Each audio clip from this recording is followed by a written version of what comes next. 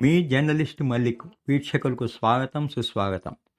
మనం ఆంధ్రప్రదేశ్లోని వివిధ ప్రభుత్వ శాఖల గురించి మనం ఒక్కొక్కటి తెలుసుకుంటున్నాం. ఇప్పుడు న్యాయ వ్యవస్థ గురించి మనం వివరంగా తెలుసుకుందాం. ఆంధ్రప్రదేశ్ న్యాయ వ్యవస్థపై ఇటీవల ప్రింట్ అండ్ ఎలక్ట్రానిక్ మీడియా అనే కాదు, సోషల్ మీడియా వంటి ప్లాట్ఫారంలు కూడా న్యాయస్థానంలో జరుగుతున్న వివాదాల గురించి, వాటి తీర్పులపైనే కాకుండా జడ్జీలను సైతం విమర్శిస్తూ విపరీతమైన ట్రోలింగ్ చేయడం జరుగుతున్నది. ఇది న్యాయస్థాన గౌరవాన్ని అవమానపరచడమే జరుగుతున్నది. ఈ విషయాన్ని సాక్షాత్తు హైకోర్టు జడ్జి సైతం బెంచ్ మీదనే ఆయన వెల్లడిస్తూ విస్మయాన్ని వెలిబుచ్చారు. ముఖ్యంగా అధికార ప్రతిపక్ష పార్టీ కేసుల విషయంలో కూడా దారుణంగా ట్రోలింగ్ జరుగుతున్నాయి. న్యాయస్థానంలో జరుగుతున్న కేసుల విషయంలో ఎలాంటి వ్యాఖ్యలు చేయకూడదన్న ప్రాథమిక సూత్రాన్ని కూడా ప్రింట్ అండ్ ఎలక్ట్రానిక్ మీడియా వాళ్ళు పట్టించుకోవనే పరిస్థితి. దీనివల్ల వారిపై ఎలాంటి చర్యలు తీసుకోకపోవడంతో యూట్యూబ్ ప్లాట్ఫారం వంటి వాటిలో కూడా ఒక పార్టీలోని వ్యక్తులకు అనుకూలంగానో ప్రతికూలంగానో వ్యాసాలు ప్రచురించడం, ప్రధాన ఛానళ్లలో చర్చా వేదికలు జరగడం జరుగుతున్నది. ఇది న్యాయస్థానాలకు స్థాయిని దిగజారిస్తున్నది. సంఘంలో న్యాయస్థానానికి మంచి గౌరవం ఉంది. ఇటీవల ఆంధ్రప్రదేశ్ లో న్యాయ వ్యవస్థ నిష్పక్షపాత తీర్పులు, బెయిలు వంటివి జరుగుతున్న సమయంలో కూడా ఒక పార్టీకో ఒక సామాజిక వర్గానికి చెందిన వారు జడ్జిల మీద మీన్స్, ట్రోలింగులు, పత్రికల్లో వక్రభాష్యంతో వ్యాసాలు ప్రచురిస్తున్న వాటిపై కొందరు నిజాయితీ గల జడ్జీలు తీవ్ర మనస్తాపానికి గురవుతున్న సంఘటనలు ఇటీవల జరుగుతున్నాయి. ఏదేమైనా సత్యమేవ జయతే అన్నది ఎప్పటికైనా విజయం సాధిస్తుంది. ఇక ఆంధ్రప్రదేశ్ లో మనకు అమరావతిలో ఏకైక హైకోర్టు ఉన్నది. ఇది 2019 జనవరి 1వ తేదీన ప్రారంభించబడింది. ఇంతేకాకుండా జిల్లాకు ఒకటి చొప్పున 26 జిల్లా కోర్టులు ఉన్నాయి. అంతేగాక జిల్లా వారిగా సెషన్ కోర్టులు, అసిస్టెంట్ సెషన్ కోర్టులు, సబ్ కోర్టులు ఉన్నాయి. ఇవన్నీ సుమారుగా ఒక 100కు పైగా ఉన్నాయి. అంతేగాక జ్యుడిషియల్ ఫస్ట్ క్లాస్ మేజిస్ట్రేట్ కోర్టులు, చిన్న మధ్యస్థాయి క్రిమినల్ కేసులు పరిష్కారానికి సుమారు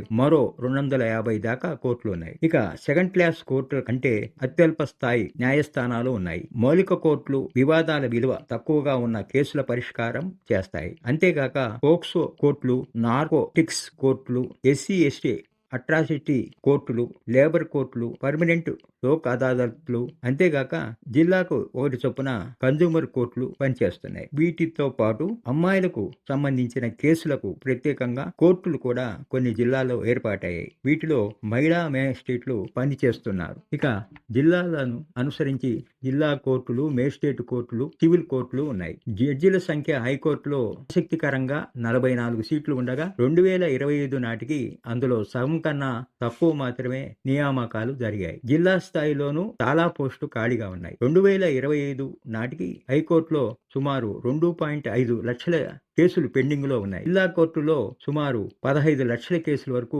పెండింగ్ ఉన్నట్లు సమాచారం. ఉమ్మడి ఆంధ్రప్రదేశ్ నుండి బదిలీ అయిన కేసులు 2014లో రాష్ట్ర విభజన తర్వాత సుమారు 30,000 కేసులు హైకోర్టు నుండి మనకు బదిలీ అయ్యాయి. న్యాయ వ్యవస్థలో ప్రధాన లోపాలు: అవసరమైన మేరకు న్యాయమూర్తులు లేరు. ఒక జడ్జి రోజుకు 100 కేసులు భారం ఏర్పడింది. అవసరమైన సాంకేతిక వనరుల లోపం. ఈ కోర్టులు ఇంకా పూర్తి స్థాయి అమలు జరగడం లేదు. ఈ కోర్టుల ప్రోత్సాహం అవసరం ఎంతైనా ఉంది. ఆధునిక ఐటీ సదుపాయాలు లేకపోవడం వల్ల వాయిదాలు ఎక్కువగా జరుగుతున్నాయి. వాయిదాల వ్యవహారంలో కొందరు న్యాయవాదులు అనవసర వాయిదాలు తీసుకోవడం వల్ల కేసుల పరిష్కారం వేగం తగ్గుతుంది. సమయపాలన పైన కోడ్ అమలు చేయాలి. న్యాయ సేవలు ఎలా పొందాలో సామాన్య ప్రజలకు స్పష్టత లేదు. మెరుగుపరిచే చర్యలు, జడ్జిల సంఖ్య పెంపు అవసరం. హైకోర్టు మరియు జిల్లా కోర్టుల్లో ఖాళీ పోస్టులను వేగంగా భర్తీ చేయవలసిన అవసరం ఎంతైనా ఉంది. ఈ కోర్టుల ప్రోత్సాహకం అవసరం.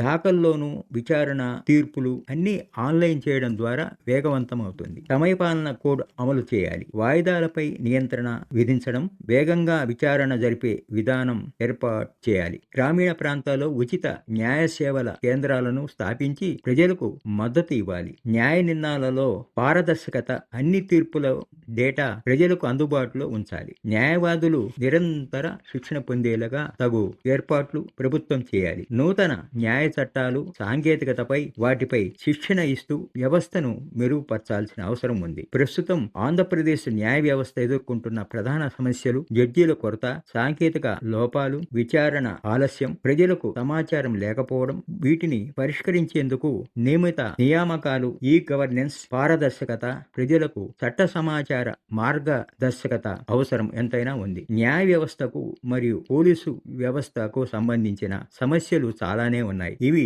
ఒకదానితో ఒకటి బలంగా అనుబంధమై ఉన్నాయి. ఈ రెండు వ్యవస్థలు సమర్థవంతంగా పనిచేయకపోతే ప్రజాస్వామ్యానికి తీవ్ర భంగం వాటిల్లుతుంది. న్యాయ వ్యవస్థకు ఎదురవుతున్న సవాళ్లు: పెండింగ్ కేసుల పెరుగుదల, విచారణ లేక చాలా సంవత్సరాలుగా కేసులు పెండింగులో ఉండడం వంటివి. అంతేగాక ఇది న్యాయపరమైన న్యాయాన్ని ఆలస్యంగా అందించడమే కాదు, కొన్నిసార్లు న్యాయం లేకపోవడమే అవుతుంది. ఇక జడ్జిల కొరత: అవసరానికి తగ్గ జడ్జిలు లేరు. తక్కువ మంది జడ్జిల మీదే వేలాది కేసుల భారం ఉంటుంది. న్యాయవాదులు తరచూ వాయిదాలు తీసుకోవడం వల్ల కేసులు ఆలస్యం అవుతున్నాయి. ఈ కోర్టు సదుపాయాలు ఇంకా అన్ని స్థాయిల్లో కోర్టుల్లో లేవు. డిజిటలైజేషన్ లో వెనుకబాటు తనం ఉంది. ప్రజలకు తమ హక్కులు, చట్టాలు గురించి అవగాహన లేకపోవడం వల్ల వారు అన్యాయాన్ని ఎదుర్కొంటున్న పరిస్థితి ఏర్పడింది. పోలీసు వ్యవస్థకు ఎదురవుతున్న సవాళ్లు: సిబ్బంది కొరత, పోస్టుల భర్తీ ఆలస్యం, ఒక స్టేషన్ పరిధిలో ఎక్కువ కేసులు, పని ఒత్తిడి, రాజకీయ ఒత్తిడి, అధికారుల పక్షపాతం, అనుకూలంగా వ్యవహరించాల్సిన పరిస్థితి ఏర్పడుతున్నది. అనేక ఒత్తిళ్లు అధికార పార్టీ ద్వారా పోలీసు వ్యవస్థపై జరుగుతున్నది. సరైన ఆధారాలు సేకరించడంలో అలసత్వం వల్ల న్యాయస్థానాలు కేసులు బలహీనమవుతున్నాయి. ఫిర్యాదుల వల్ల నిర్లక్ష్యం: కొన్నిసార్లు సామాన్య ప్రజలు పోలీసులకు భయపడడం, వారి సమస్యలను పట్టించుకోకపోవడం పాలనా విభాగాలు సమన్వయ లోపం వల్ల జరుగుతుంది. పోలీసు, న్యాయ, ఇతర శాఖల మధ్య సమన్వయం లేకపోవడం వల్ల కేసులు సాగదీయబడడం జరుగుతున్నది. న్యాయ వ్యవస్థ, పోలీసు వ్యవస్థకు సంబంధిత సవాళ్లు ముఖ్యంగా తప్పుడు ఆధారాలు, తదుపరి లోపాలు, పోలీసులు దర్యాప్తు బలహీనంగా ఉండడం వల్ల న్యాయస్థానంలో కేసులు వెనకబడుతున్నాయి. బయటపడని అప్రమాణిక అరెస్టులు: కొన్నిసార్లు నిబంధనలు పాటించకుండా అరెస్టులు చేయడం హక్కుల ఉల్లంఘనకు దారితీయడం జరుగుతున్నది. పోలీసు మరియు న్యాయ వ్యవస్థ మధ్య పరస్పర అవగాహన లోపం కారణంగా కేసుల పురోగతిలో సమయానికి డాక్యుమెంట్లు అందకపోవడం వంటివి జరుగుతాయి. ఈ రెండిటిలో కూడా సరైన నిధులు